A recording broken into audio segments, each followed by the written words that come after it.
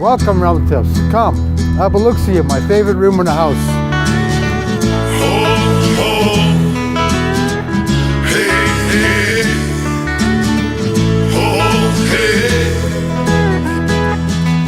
I ain't never been much for church and never read the New Testament and never been to Texas, but honky-tonk with the best of them.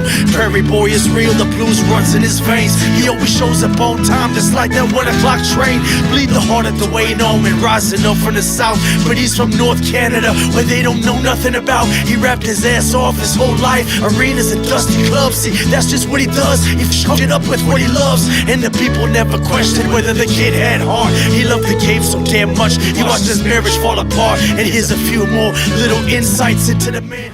This valley to Edmonton's North Saskatchewan River has been a sanctuary for thousands over the years, as it's been mine, with countless hours spent enjoying the view, the space, and time for reflection. And as Indigenous and Western science has proven nature's healing effect upon mind, body, and spirit, it is also my church. So naturally, it was here I'd come to read a little scripture during and after a short stay at a Christian rehab center not far from here.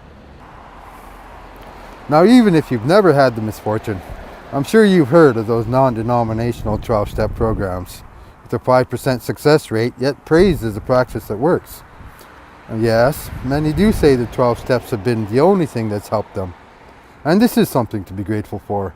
Yet at the end of the day, we're still only talking roughly 5%. And without placing the blame on God, as these programs suspiciously act as a gateway drug for Christianity, I know there is a better way. So it is, we must also recognize the reawakening and importance of Indigenous ways of being in the world. Whereas dogmatic religions, superficial programs, and mantras still insist on trying to convince us that our negative behaviors are merely the result of our own failings to accept and to integrate into a society dependent on the exploitation of Indigenous lands, resources, and underdeveloped countries around the world. But don't get me wrong, I'm still a strong believer in the life and sacrifice of Yeshua, where there's simply no denying an encounter in my mid-20s that could only be described as a Christ-like intercession. Believe me, I've tried. Right now I want to tell a story similar to many who wind up sleeping rough outdoors in your modern-day civilization. I myself went 7 months to mid-November sleeping in a tent just down there, near the riverbank, sort of like the ancestors. I even had a coyote visit my camp from time to time. However, my story, as is with many of my people, isn't so historically romantic. Because even though street life may have afforded some measure of freedom and contentment, I was still homeless in my own homeland. In the near 22 years since I first started down the path of what could only be called learning through suffering, I probably had a place I could honestly call my own for only 4 of those years. 7 years on the street and over a decade staying with siblings for the first couple, to continually bouncing between friends and acquaintances from then on, as all remaining ties to family had been severed. This type of situation is what is known as the hidden homeless, and more often than not can be even more stressful than living on the streets, because you're not just worrying about yourself, you're also constantly worried about being an imposition to the people you're staying with, even though you might be paying them, or perhaps sometimes, depending on the kind of friends, becoming a target for exploitation. Throughout those years, no matter how bad it got, I always had hope for the future, though perhaps not always for my own. Then after my first round at rehab, most of my time on the streets was spent clean and sober. Yet of course there were a few minor relapses. However, one was particularly severe, as I finally hit a point of losing all hope in everyone and everything. This occurred as a result of my research into the history of colonization, our current systems of governance for concentrated profits, and the profound negative effects this mindset of social Darwinism has on all life on Earth. I saw how easily these systems can be changed, but also an unwillingness to even discuss root problems such as colonial corporatocracy and white supremacy, as well as many hard but necessary solutions to address these issues, like reinstating the sovereignty of this continent back to those who inherently know how to steward these lands properly. Just as millions dare to reimagine a healthy, sustainable future for our children, but rarely does one seem willing to sacrifice any contemporary, non-essential luxuries. There are those that say of us who do this work are quite jaded and full of doom and gloom. That is a problem we have into a more positive outlook on life, and to some degree, I'm sure that's true. But choosing to look at, I mean really look at, and try to unravel all the mechanisms creating such an unbalanced society can take its toll. Yet just who are we to enjoy the ignorance of oppression when we are intrinsically linked to and benefit from that oppression? I often struggle with the possibility of not living long enough to even witness society's redemption and the return of my people's sovereignty over this continent. Perhaps more so now due to my work and oversensitivity to the underlying habits of an ego-capitalistic society. It's a struggle finding balance, living with symptoms of intergenerational trauma, PTSD, and sometimes even wondering if I've even the capacity to care about anyone or anything in real time. Yet there's always been one constant, the Creator God and a strong desire for what's right and just. And when I think of Jesus, I'd also think of the selfless spirit of every activist who has been assassinated in the name of progress and our civilized comforts. It is in those truths where one should find a physical death is of little consequence. There are places along this valley I'd sit in the bushes, feeding an awful drug habit. Though it's also a perfect place to sleep after walking around half the night when the shelters are full. Or if one wishes to break from one of the crowded and smelly shelters run by benevolent Christians, who can sometimes be quite overbearing and even have been known to be physically abusive towards the homeless. And remember, I opted for a tent near the riverbank for 7 months to get away from that environment. In a society that relies so predominantly on superficial stimuli and cutthroat economics, we have little time and opportunity for what the human mind, body, and spirit truly require, which is a holistic relationship with an environmentally sustainable, socially just, and spiritually fulfilling community. For not only does the absence of such an environment make it extremely hard to avoid mental and physical illnesses, cycles of poverty and crime, it is also the petri dish from where such afflictions are generated to begin with. Be it depression, anxiety, perhaps some debilitating injury or job loss, more often than not, over a multitude of unfortunate circumstance or trauma, it's no real fault of our own. Because nobody truly chooses to be depressed or become dependent on external methods of escapism and simulated sensations of acceptance, especially in light of how fleeting and dangerous it can be. Just as with any illness to which a doctor gives their diagnosis and then prescribes a treatment, the diagnosis and treatment rarely ever touches on and deals with the root cause. We must remain mindful that these are our relatives. Most are humble beings who temporarily may be out of commission due to circumstances out of their control or perhaps from deep sensations of loss. The loss could be from someone dearly loved or something they love doing that has been a vital component to their lives. Many suffer from chronic homelessness because of historical and childhood trauma. Others from some neurological disease or physical impairment, which makes it impossible to keep up in such a fast and competitive world. Yet all these often misunderstood people still have an immense capacity for love, despite perhaps displaying deep troubling emotions and unhealthy external behaviors.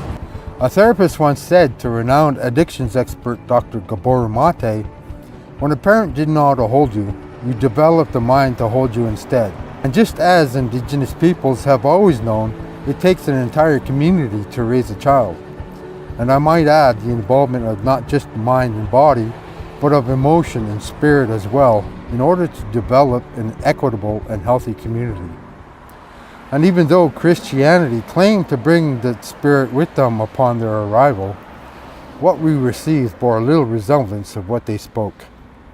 For Indigenous people, who on average make up 50% of the homeless population, going as high as 90 in some Canadian cities, many of us end up on the streets largely as a result of being thrust into an unhealthy and often hostile environment simply for being born a redskin.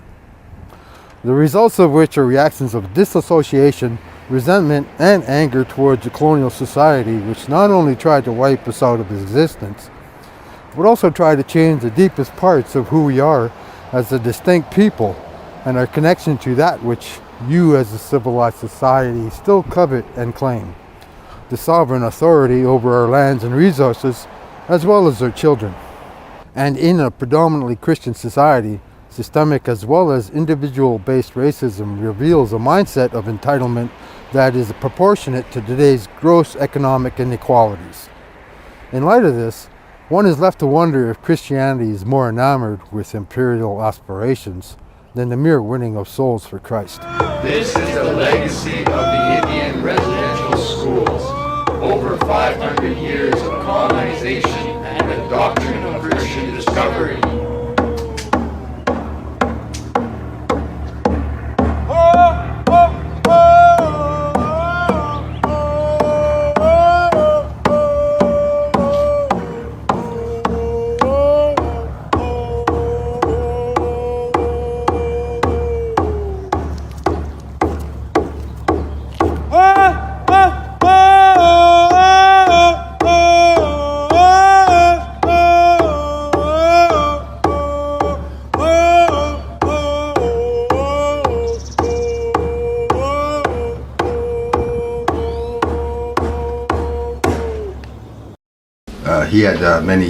He had many dysfunctions throughout his life too.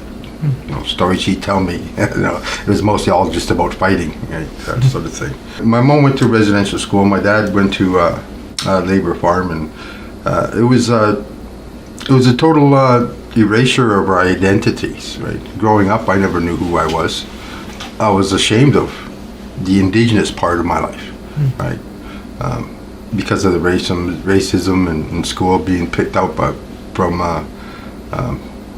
teachers all the time, and getting in fights with other students all the time. Yeah, I was conditioned to be ashamed of my indigenous heritage, my indigenous culture, right, sort of thing.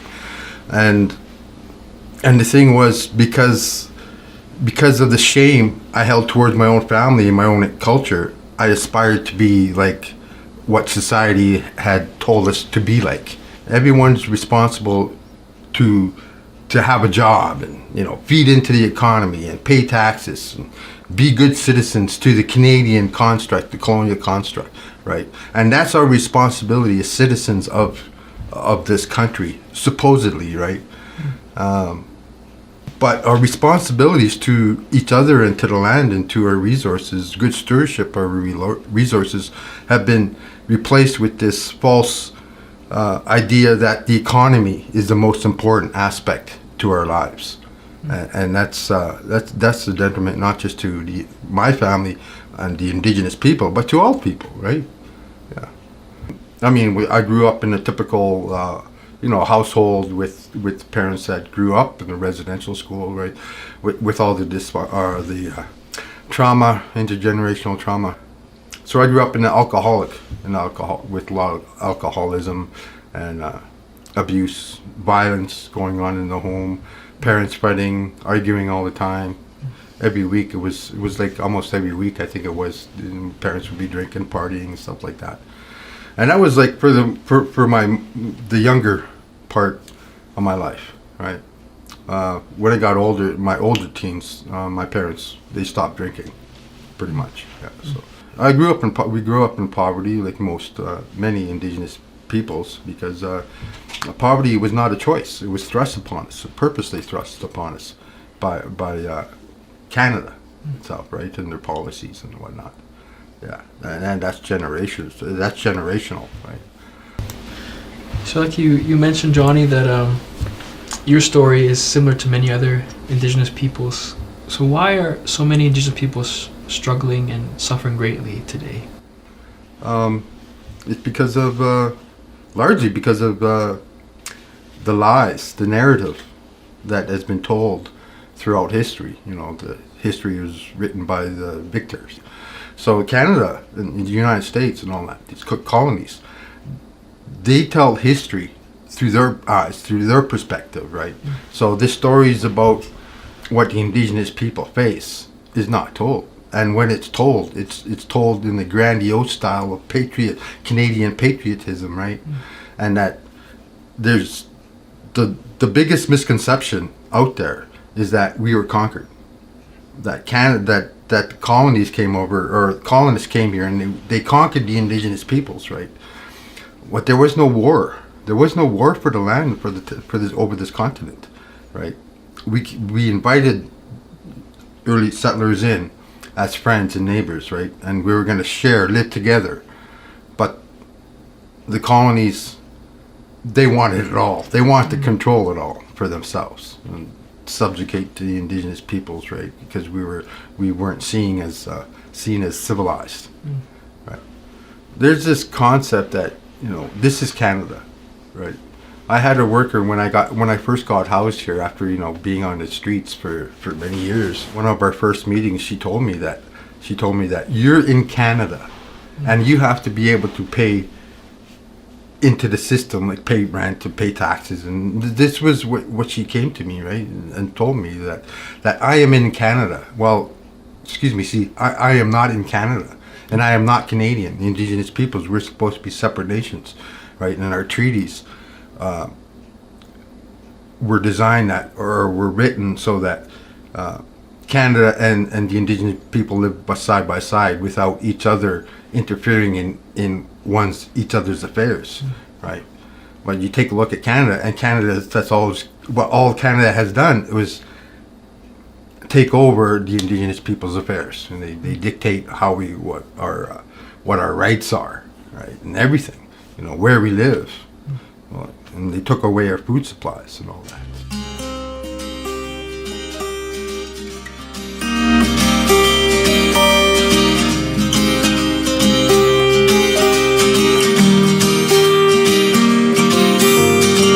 You can make me smile just by being you. Share your dreams and random thoughts in bloom. When you look my way, you tend to light up the room. Time stood still, no clock on the wall. No worries at all, my problems are solved. My days are that much brighter by the things that you do. Ooh. And then you walked right in, I went all over the map to a place I'd never been and I'd hold it. Along with a lifetime of lived experience, I've been working around racism, anti-racism, and other social and environmental justice issues going on 7 years. And in these working circles, we endeavor to create safe spaces so folks can feel open to sharing without fear of judgment. However, I've also found that in creating all these safe spaces, we've also created an atmosphere where we are barely able to get to and break past the hard stuff. And in a culture of accessibility in our discourses, innovative solutions to complex problems are hard to come by. Thereby, society rarely moves beyond what it is accustomed. So I would encourage all to remember when engaging these topics, we are also answering a call to be brave in an arena which requires a radical yet humble attitude towards reconciliation and a complete systemic overhaul. We also speak of recognizing and being aware of the space we hold and the privilege one might possess. Then strive in accommodating space for others, especially if one is non-Indigenous.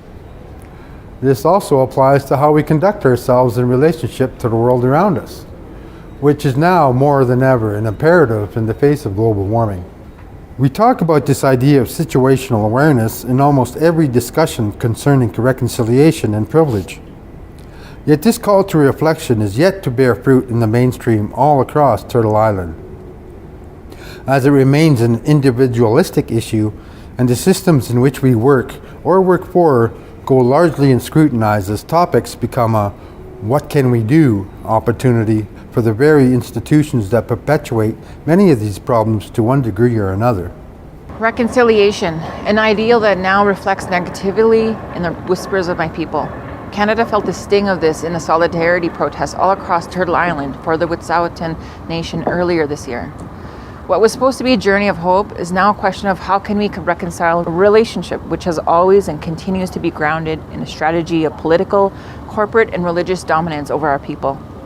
From the onset and spirit of the Doctrine of Christian Discovery to Canada's recent recognition and implementation of Indigenous rights framework, also known as Trudeau's White Paper 2.0. These are merely a continuance of a long history of white supremacy and an underlying agenda to extinguish Indigenous rights for material exploitation. And then we have the current wrangling of more fossil fuel projects and big oil bailouts. With all the implications, it seems as though these domineering institutions simply wish us to reconcile ourselves to the fact that they will never return the sovereignty that is inherently Indigenous and God-given. However, as the general public remain engaged in the conversation of reconciliation and effects of intergenerational trauma, more and more people are slowly beginning to let go of centuries-old misconceived ideas to the true nature of poverty, addiction, and the ever-growing cases of social stress and neurological disorders.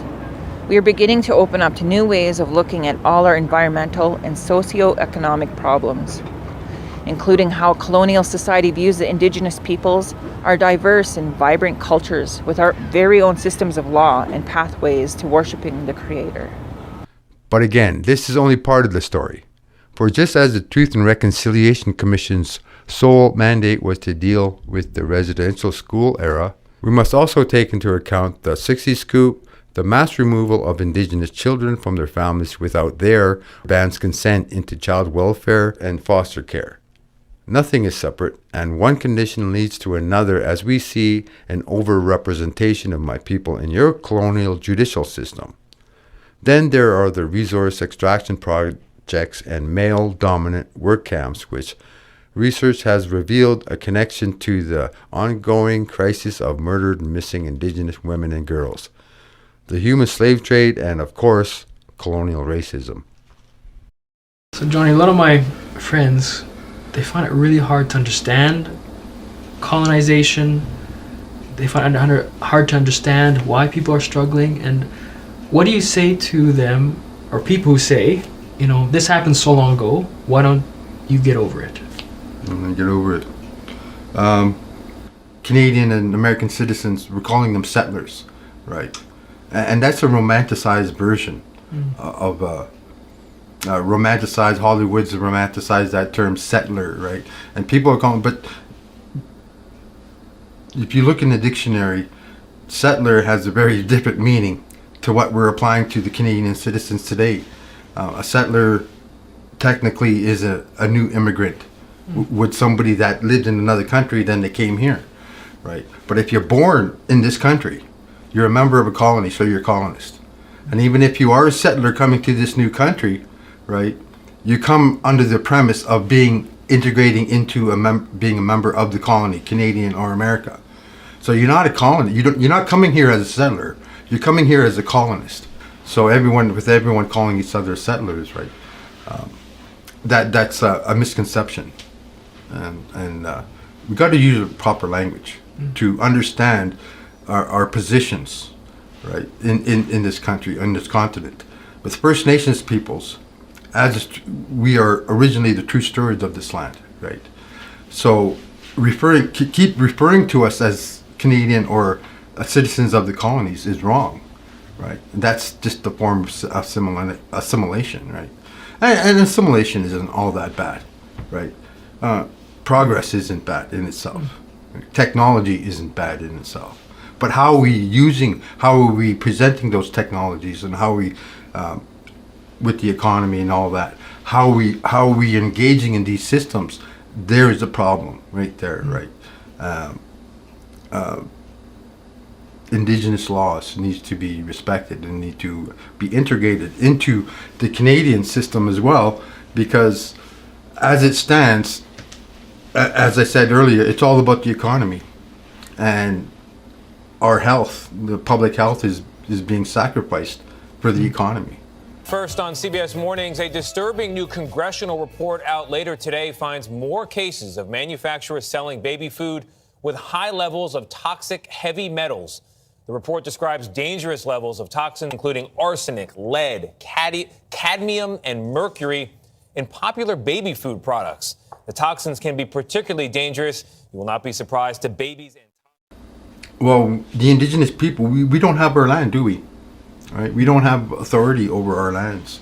We get over that, right? We don't have say over our resources. And the racism, it's still ongoing, right? Just look at the news, you know, with the Mi'kmaq, the fisheries and the lobsters, what's happening in Nova Scotia, what's happening on the West Coast. Does it seem like it's over? Like it's in the past? It's still going on today with all the resource extraction projects and everything. It's never going to be over until we have control over our own lands, right? I can only see us having a really good relations with each other, with Canadians, Indigenous people, Canada, America, and the Indigenous peoples there. The only way I can see us moving forward with good relations is that, well, Indigenous people, we need to have our sovereignty over this continent returned to us. That's the only thing. And the Indigenous laws, like I said, Indigenous laws being integrated into the colonial laws as well, because we can't carry on like this. Our society, the diseases, COVID, and then global warming or climate change, or however people like to refer that to. These are really serious issues, right? And that's tied. Our environmental issues, our issues with corruption in corporations. All that is tied to the doctrine of discovery. This idea of progress, the idea of civilization, and the idea of consumerism, right? All that has got to change, because we're on the trajectory we're on. We're on a path of destruction, for everyone. That doctrine of discovery, it's embedded in Canadian property laws, in the American property laws. It's used in our courts to justify who owns the land, crown land, and all that. So it's not in the past. We're living it today. Yeah. So you're saying doctrine of discovery, racism itself is embedded in the structures. Oh yeah. And people are part of that. And what do you say to people who say that, I'm not racist and Canada is not a racist country? Well, I don't believe in racism myself. This notion of racism, it's a false narrative that we've been told that it's about race. And that's to keep the people fighting and arguing with each other. It's fear-based. It's keeping everybody fearful of each other. All right. This idea that hate crimes, that is it's a destructive term as well. To saying it's hate crimes. Oh, you hate me because of race. Well, that's not true, right? We can hate an action or reaction. We can hate a circumstance or the absence of circumstance. But hating each other, that's not where the hate lies. With racism, it's colonization. Racism is colonization. It's aspects of colonizations. When you listen to politicians in their news, when they're talking, they're coming from their perspective and what the colony needs, going back to the economy, right? Extraction, resource extraction, consumerism. It's entitlement, right? When it's fear and it's entitlement, fear of losing that entitlement, fear of losing that privilege, right? The privilege to come into someone else's home and take their belongings and take what belongs to them, right? And that's what Canada and the United States is all about. It's this ingrained entitlement through the doctrine of discovery that the Indigenous peoples, we weren't using the land properly, so we got to go in and teach them how to use the land. The Indigenous peoples, they're not civilized. We got to go in there and we got to teach them about God. We got to teach them about how to live, civilized and use the resources as they should be used. But we look at that today, and is the civilized society using our resources and using our lands responsibly? It doesn't seem so, right?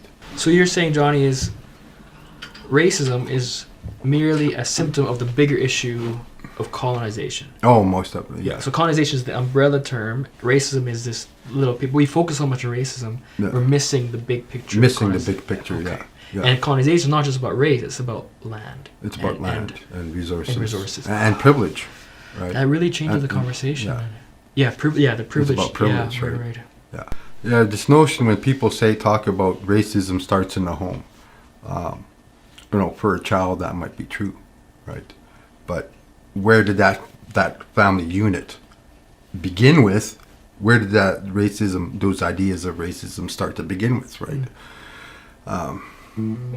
We can blame it on our parents, passed down.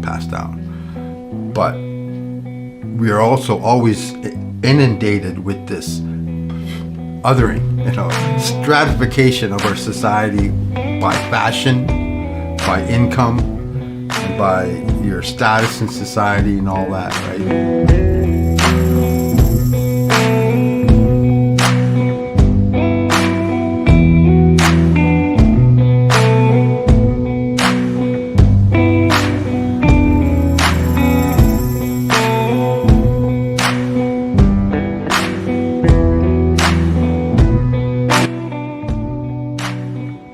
Colonial racism is a term I've coined as it became evident that there is a component to racial violence quite different from racism in an ethnic context. Even more disturbing is the fact that this component, which is vital to the sovereign identity of Indigenous peoples, is often overlooked or merely glanced over by many anti-racism groups and initiatives. One contributing factor for this, I believe, stems back to such romanticized ideals as penned to the lines of a poem cast onto a bronze plaque in a pedestal to America's Statue of Liberty. The New Colossus by Emma Lazarus, echoing through time as a call of hospitality for new immigrants. Give me your tired, your poor, your huddled masses yearning to breathe free. This is a phrase which more recently has been utilized to counter anti-Black racism, xenophobia, immigration bans, and the spotlighting of the refugee crisis. Some people say, some of my friends say, my parents, my grandparents, they came to Canada with nothing. And they, worked hard and they eventually became successful. And then they tell me, why can't Indigenous people just do that? Just work hard and become successful. What do you say to those people? Well, what's your definition of success? For one, right? Our all of society's definition of success has to change, because as I say, it's so tied to the economy and your income level and how many toys you have, right? So that's got to change, for one. Secondly, people who come to this Canada, that's what Canada is about: immigration, colony of immigration. How successful can you become when you're locked in a prison cage, in a concentration camp? Because that's what reserves essentially were. They're concentration camps, prisoner of war camps of the Indigenous peoples and colonizations. So that's where we were kept for many years. There's laws that kept us on the reserves, right? While Canada and settlers and new immigrants and everything was coming here looking for a better life, right? We were locked in a cage all that time. While Canada was building up their knowledge of industry, and so when we got off, we're allowed to come off of those reserves, right? Integrate into the city, but that's what I call it, colonial racism, right? Because it's not. I don't really consider it racism. I consider it colonization, right? So colonial racism we experienced, right? For a white person in the colonies, you'll get what has many chances that employers would allow, right? You'll get a lot more chances to redeem yourself or, be a part of the company than an Indigenous person would. So there's that racism, and there's the barriers to opportunities, right? We take a look also at with the Black Lives Matter movement, right? It's right that they fight the injustices and fight against racism and stuff like that. But with the media, what I've been noticing with the media and all that, even with recently Justin Trudeau was mentioned that he was talking to the new president, Joe Biden, and he was going to discuss with Joe about the issues about racism against anti-Black racism, right? So in the news and in the media, they're talking about anti-Black racism, and then the racism against Indigenous peoples only gets mentioned. And in the media, the racism is being blown way up, right? So, but the issues of colonization is not being discussed. Right. Yeah. So. Yeah. Okay. And so you're kind of saying they can deal with the symptom of Black Lives Matter as a country. They Yeah. can actually Oh, they can yeah. deal with it well. Yeah. And they can do good things about it, but actually to deal with indigenous racism Yeah. would mean going back to colonization, would Yeah. mean Yeah. actually giving back land, and they're not willing Yeah, to the do that. racism discourse is a colonial discourse, right? But we need to talk about colonization, and to deal with the racism with indigenous peoples, that steps in, that automatically, you're stepping into the realm of colonization. And that's the conversation Canada wants to avoid, right? Because, you take a look at the colony is founded on the Doctrine of Discovery, right, which has been condemned, right? So, the discourse on racism, it's a much easier discourse to have than one about colonization, because if we have that conversation about colonization, it delegitimizes all the laws and the legitimacy of Canada and their governing systems and their perceived right to these lands and the resources. Wow. Yeah. Yeah, that's a whole different can of worms. Yeah. Allow me to provide you with a little more context. When I first began this work, discussions rarely delved deeply into the narrative concerning racism against Indigenous peoples outside of our reconciliation circles, even in light of doing land acknowledgements from time to time. Discrimination against First Nations, along with the LGBTQ and disability communities, was pushed into a kind of subcategory, almost as a footnote to discrimination Black and Muslims face. Then, due to COVID-19, China and the Chinese community became the new flavor of the day, proving that racism is almost always the result of political propaganda.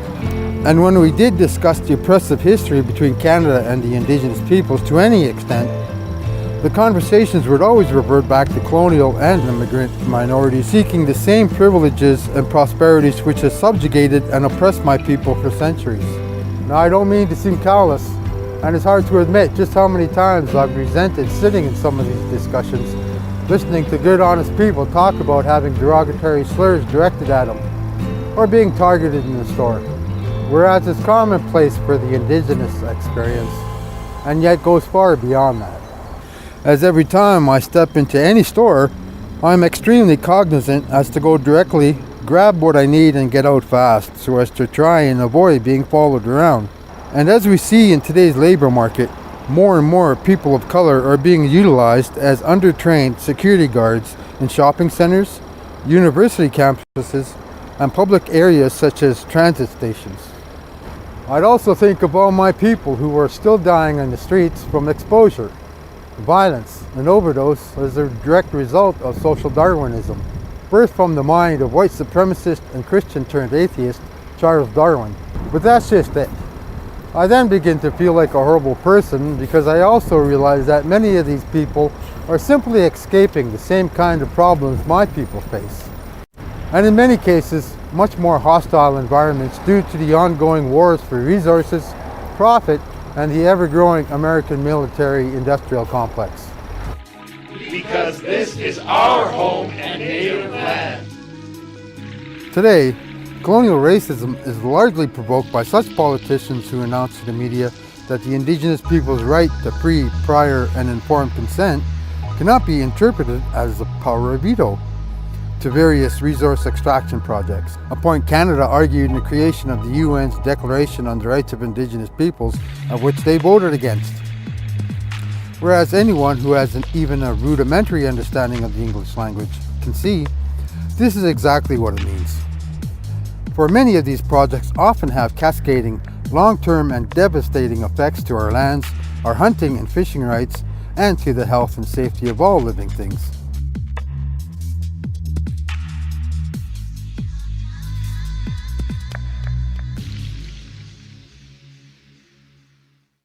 Correspondingly to past and modern day treaties, the US and Canada does not recognize these as treaties between two sovereign nations, which was the original spirit and intent, as outlined by one of the first wampum belts to celebrate treaty between the Haudenosaunee and the Dutch upon European arrival in North America.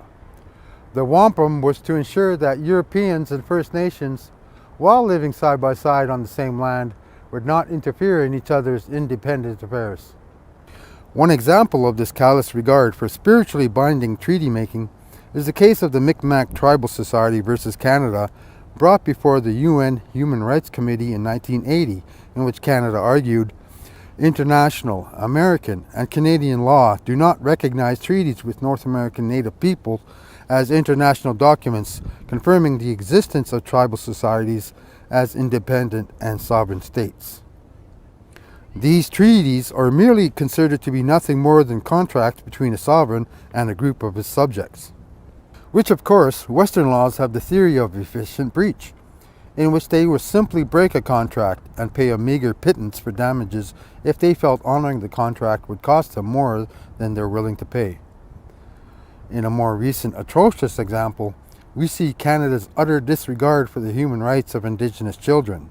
You have a Canadian Human Rights Tribunal that has ruled against your government for discriminating against First Nations children. We are now at 9 non-compliance orders. If the rule of law is about respecting the law, are you not breaking the law here? Yes or no?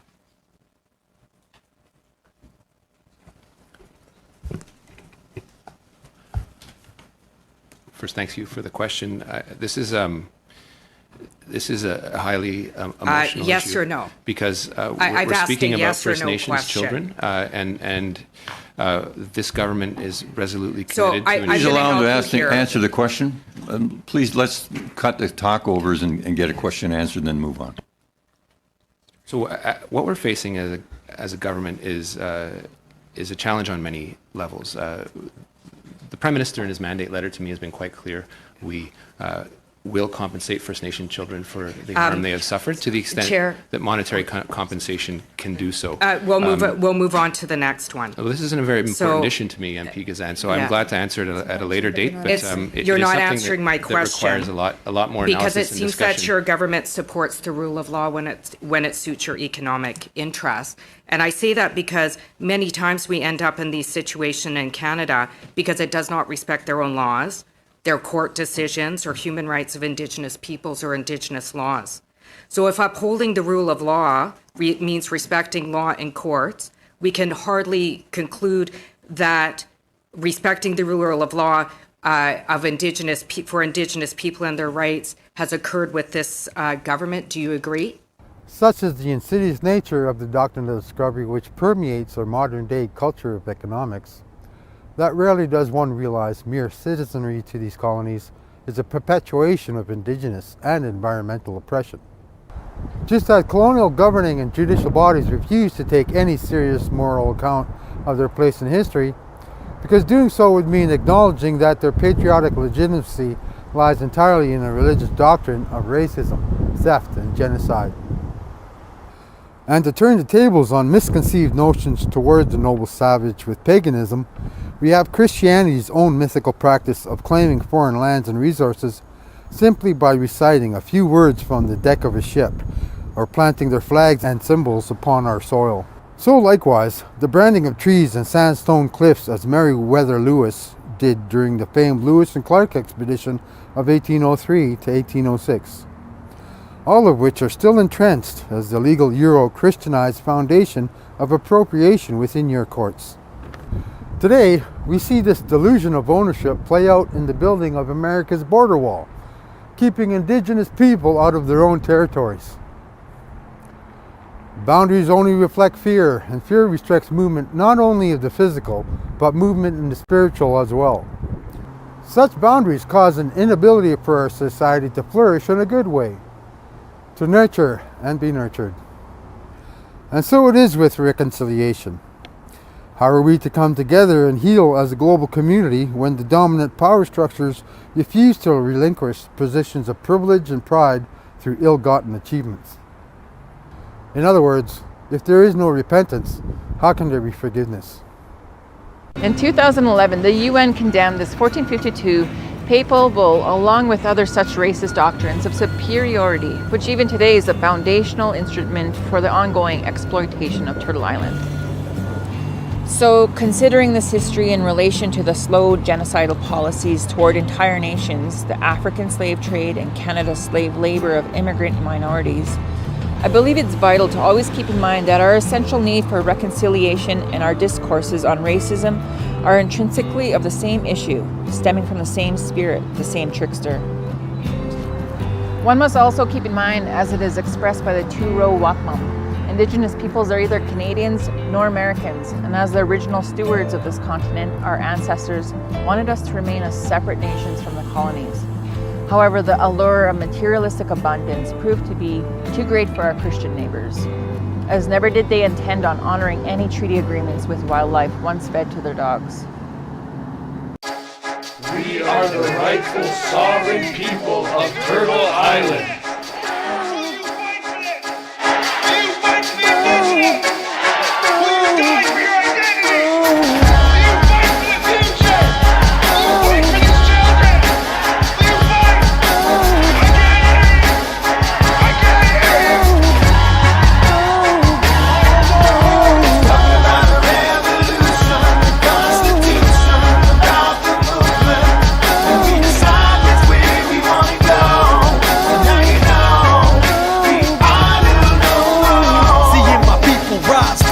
Distraction while they treat us like it's way back when. It's not happening.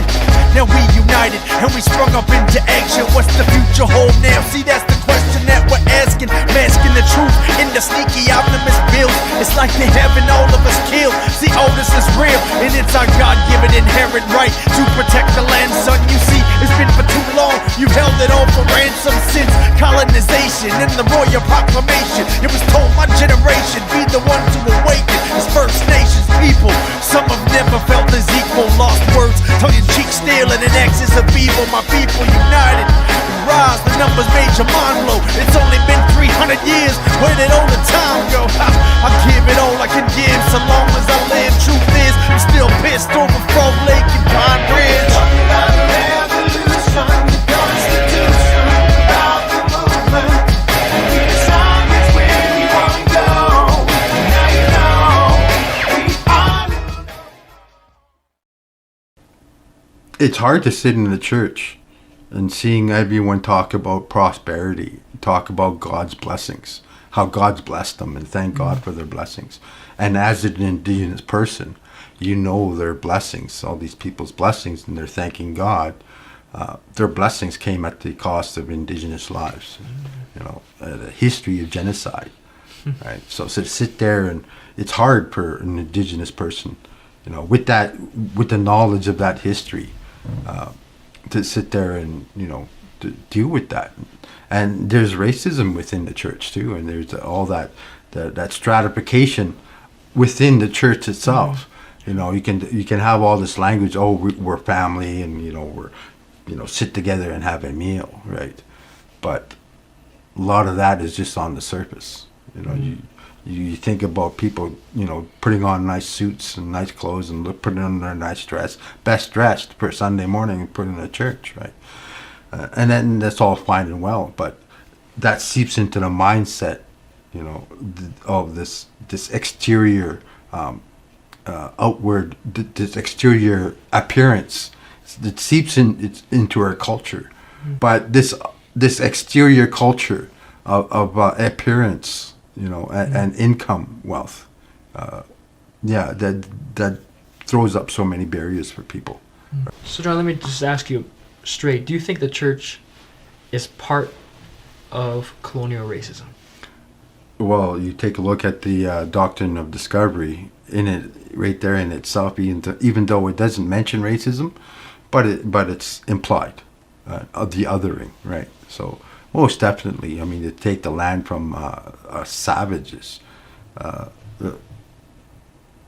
that's racism there, right there, all right? In the church today, if you're not taking part of trying to return the land which was stolen through the Doctrine of Discovery, if you're not actively engaged of repenting from that history, well, then most definitely you are, the church, whoever, definitely is a part of upholding that system of land theft. resource theft, and all of it, right? The economy. You just taking part in the economy is taking part in racism, because the whole system is based upon the unlawful appropriation of everything the indigenous people had worked centuries taking care of.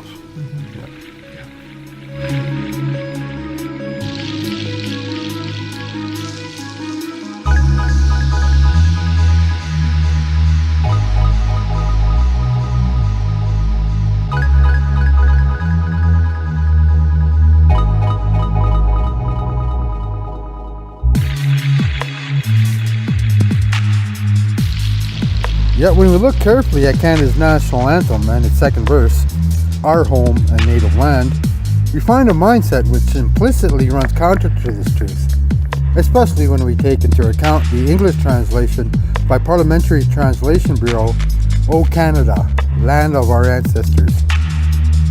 Yet then again, not much so if we understand Parliament's enactment of this poem is premised on that expropriating and racialized decree of the Doctrine of Christian Discovery. Here we find a flagrant invention of a notion embedding itself in the colonial mindset that this land was uninhabited by humans of any acceptable measure. Proof of this lies in America's own Declaration of Independence, where all men are created equal, except for the First Peoples, where we are described by America's third president, Thomas Jefferson, as the merciless Indian savage. And then we have Canada's first Prime Minister, John A. Macdonald's statement in 1882. I have reason to believe that the agents as a whole are doing all they can by refusing food until the Indians are on the verge of starvation to reduce the expense. Statements from founding fathers such as these, along with grandiose patriotic anthems, are systemically oppressive and clearly an intentional suppression of situational awareness for all newcomers into our territories. A practice which only serves to condition colonists with a privileged right to Indigenous lands and resources simply by calling themselves Canadian American. So, Johnny, what lessons did you learn living in poverty and homelessness? I learned a lot about what a mistake it was to try to aspire to be a good citizen, right? To make the money, trying to attain things that are only, just temporary, right? I learned more about getting back in touch and having relationships with other people, right? How people should treat each other, to take care of each other, look out for each other.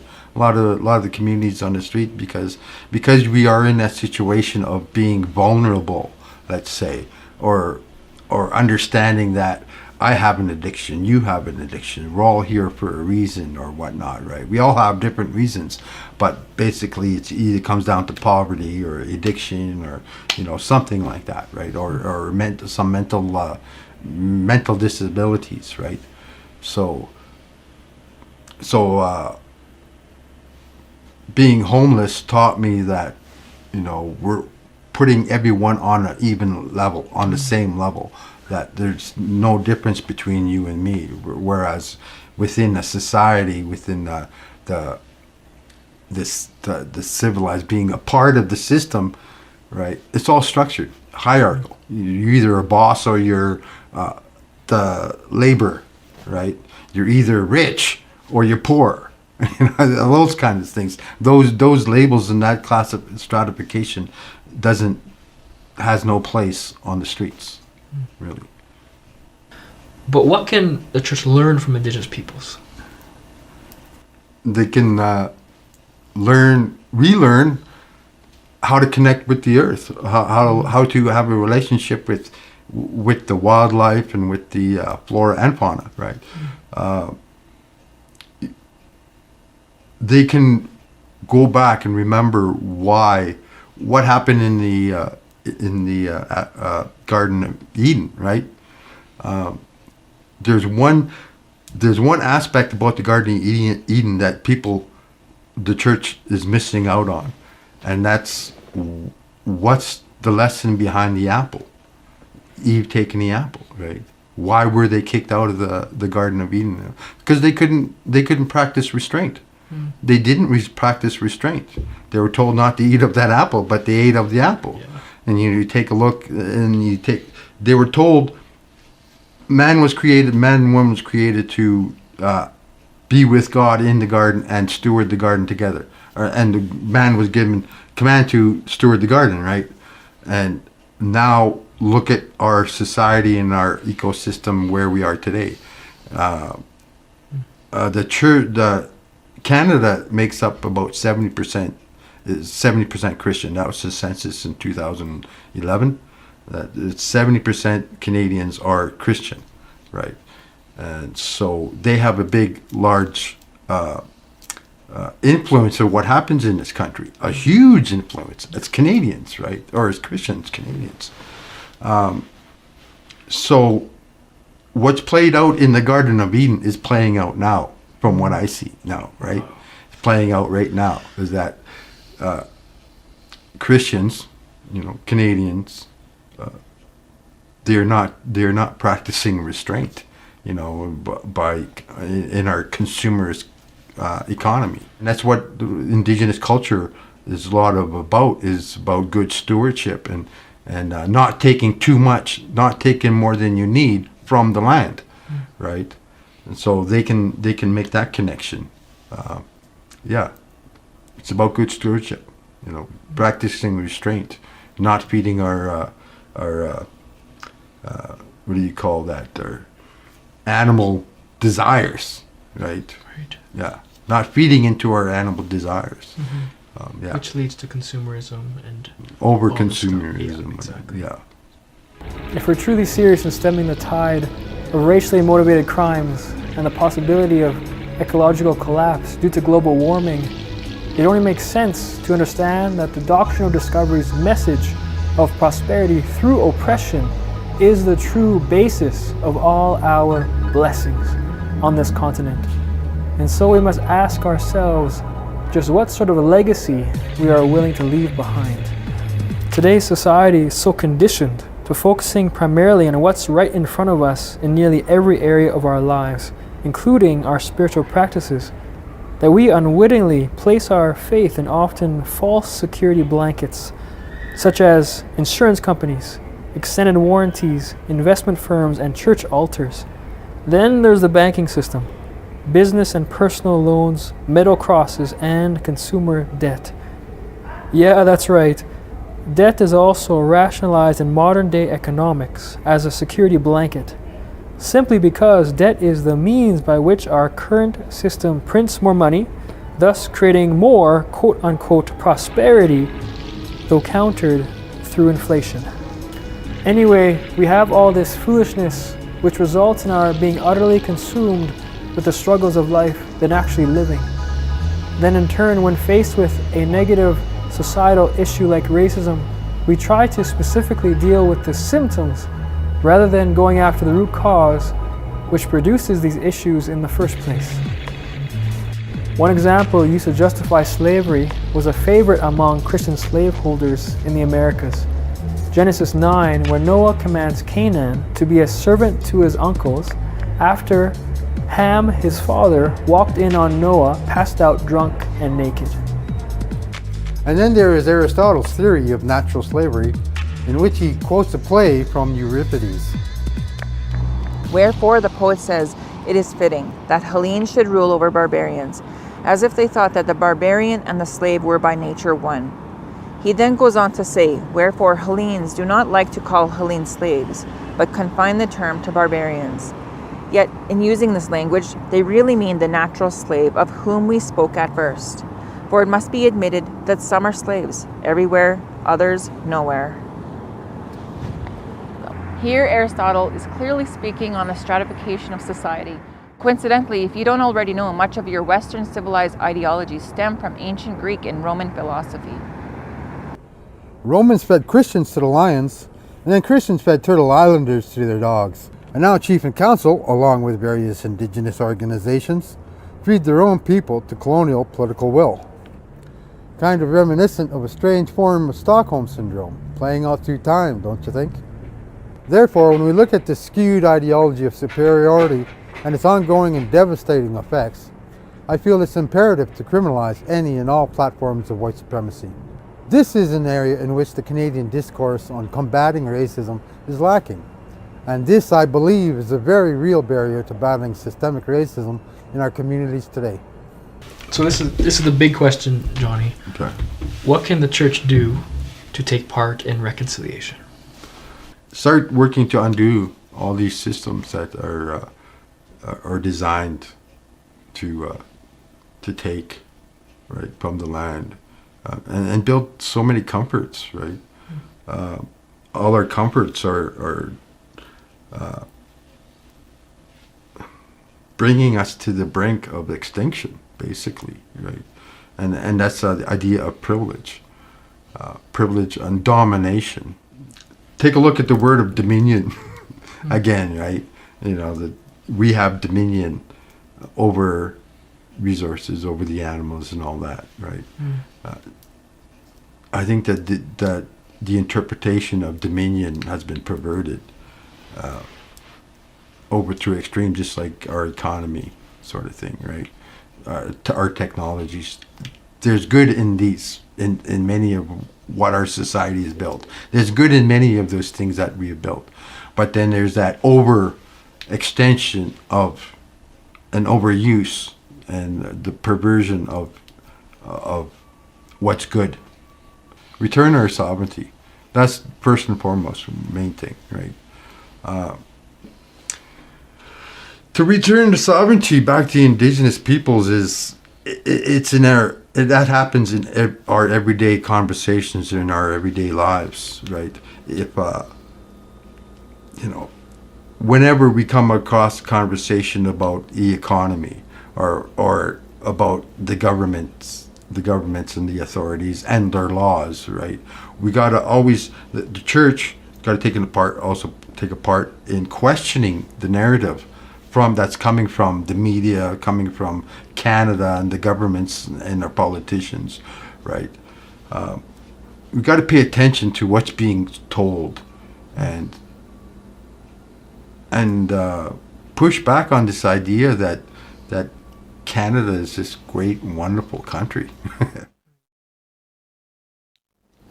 Look at all your systems. Look at all your policies, in whatever circles you have, right? Do they line up with Indigenous laws, right? Of good stewardship, right? And equitable justice. Part of decolonizing is taking a look and understanding how much of a lie the economy really is. The economy is it's like how Christians talk about money is just a tool, right? Well, yeah, it is. It's a tool for lifting up one group of people and oppressing another group of people. That's what money has been used for, right? And that's what the economy is. So we got to talk about, when we're talking about justice and providing programs and providing funds and all that, and then they talk about the economy. Well, we got to question the economy, the whole economic system across the world, right? It is a tool, but it's a tool for oppression. It's a tool to lift up one class of people at the expense of another. Yeah. There's this idea that you can, build God's country or builds God's kingdom on the earth here, right? But it's so too much focus on, we have to build a structure, this imperial structure to protect our beliefs, our faith, right? Mm-hmm. But then how much power have you given to that structure to protect the faith? Mm. There's too much power in the structure. Yeah. Right. Yeah. Yeah. What about should churches give back their land? Oh, my simply. Yeah. I mean, that's all part of it, right? Give back the land. It's not so much that you have to leave the land. That's not what the colonization is about. It's about the sovereignty. I mean, who knows this continent and the land and has a relationship with the land better than the Indigenous peoples? Right? Most people, they pay rent anyway, and they pay taxes to the Canadian government, and that keeps on going up. I mean, we never get ahead, right? We're getting worse as that gap between the most wealthiest and everyone else, right? That gap is widening. So you're paying rent and you're paying mortgages and you're paying your bills to a system that is designed for infinite growth. So it keeps on growing. It's never going to stop. And your bills are going to just keep on going higher. That's the way it's designed, right? For growth. So how about paying rent to a people who is not about infinite growth at the expense of the environment and people's lives? Pay rent and pay homage and pay respect to the people who will take care of your children and take care of your children's children, rather than taking care of some, CEO bigwig. Personally, I would say look into those occupation sites and those camps, like on BC. Support them any way you can. Get out on the front lines with them. Talk to them. Don't get your information from the news media. I mean, because you're not going to get a full story. Indigenous people need financial support with lawyers, because we're in courts lots now, fighting the Canadian government for our rights and our land titles and everything else like that. So yeah, just find whatever organization, grassroots Indigenous organizations. I would say don't support AFN, Assembly of First Nations, because that's a colonial institution, right? It's same with chief and band councils, right? Those are government employees. Let's say so. Grassroots Indigenous organizations, give them support. But like I say, it's got to be a daily conversation. It can't be just a one-off thing. Do one little event or a workshop and stuff like that. It's got to be ingrained into your daily lives. It's got to be a lifelong thing. Yeah.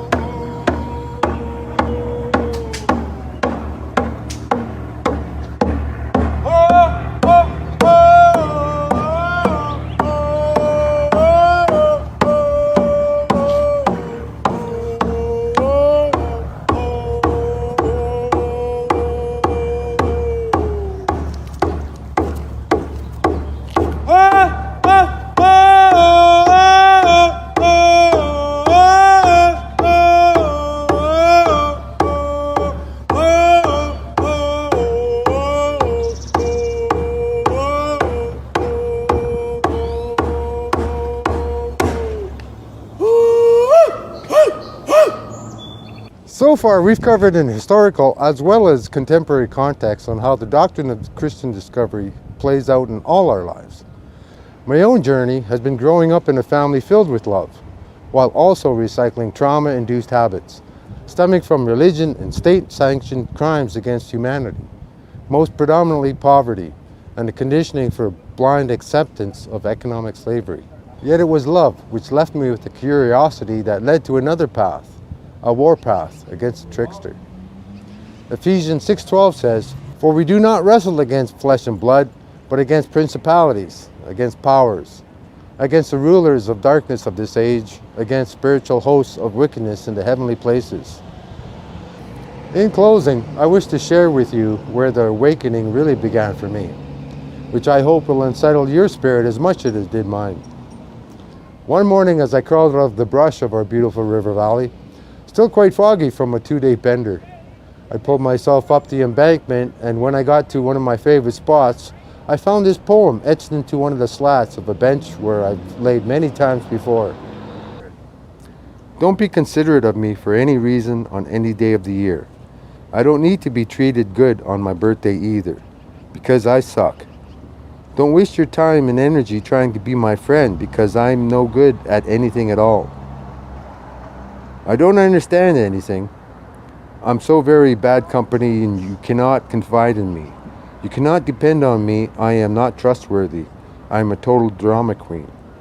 I am a bad listener. I lie to you. I do not tell any good jokes or any good conversations. I steal from you and all I meet.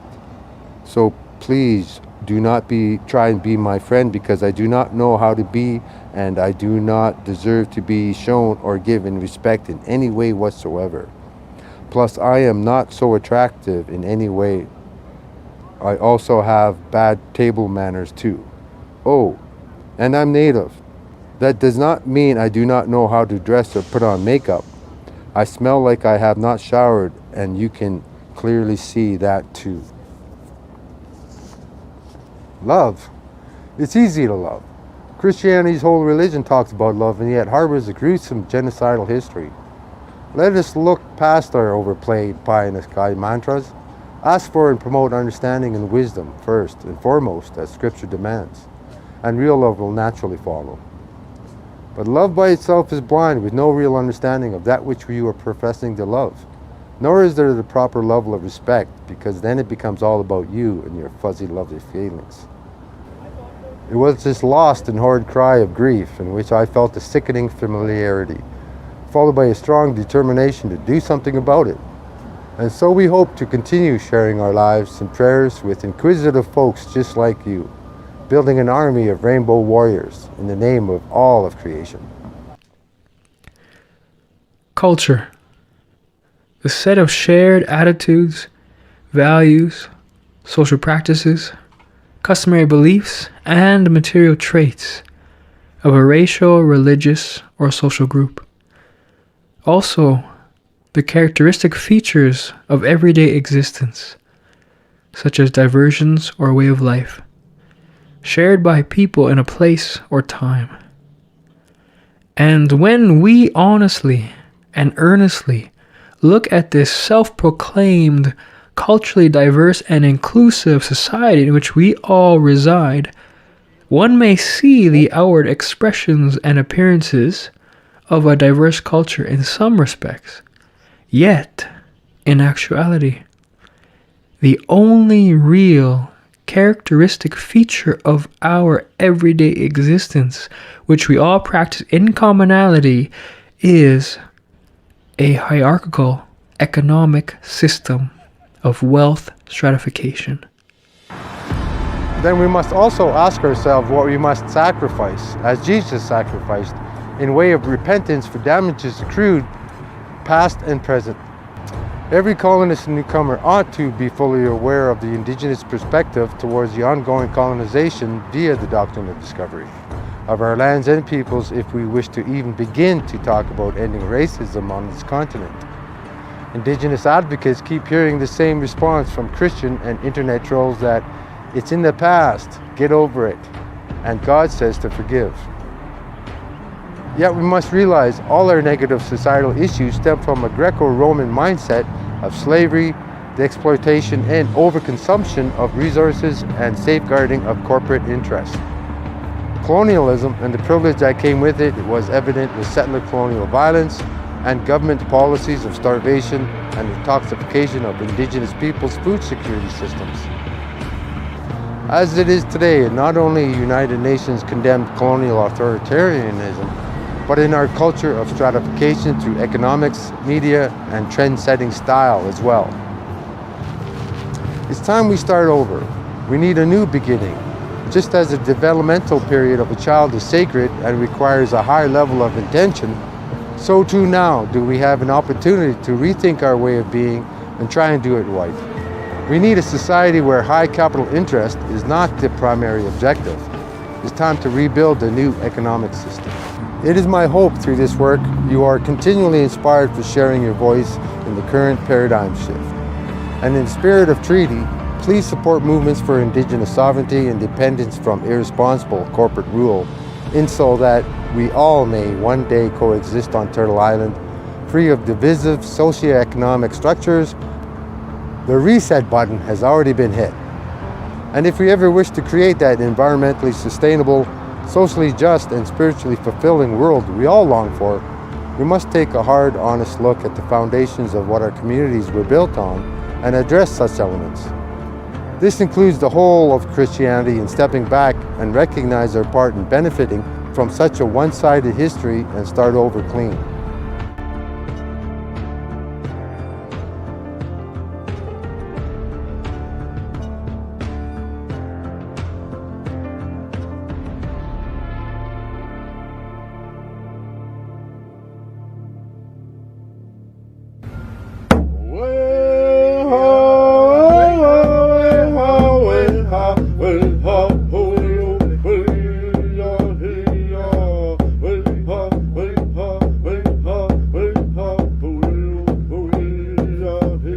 Say your name one more time. Hi, my name is Deborah Auger, and I'm from Big Stone Canadiation.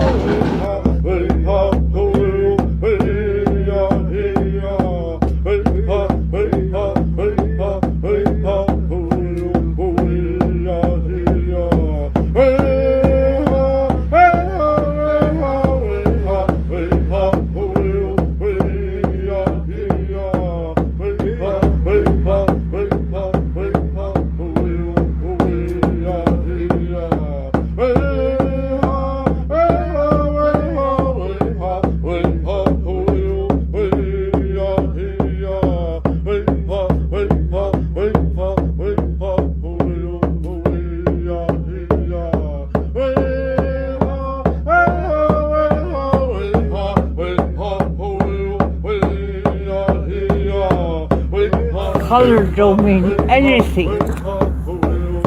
Color, when you talk about color, colors out there, look. Colors up there, look. Colors right here. But we are not. We do not. I don't want to recognize anybody as a different color because we all bleed the same and we're all concerned.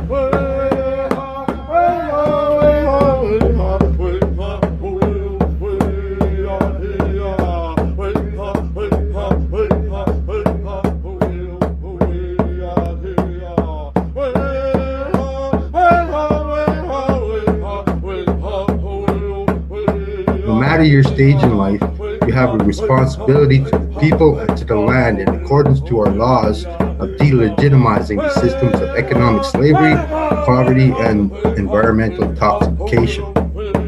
Imagine the army of world changers if they had only a guaranteed basic income and the guidance and tools to become those mentors and entrepreneurs of the future.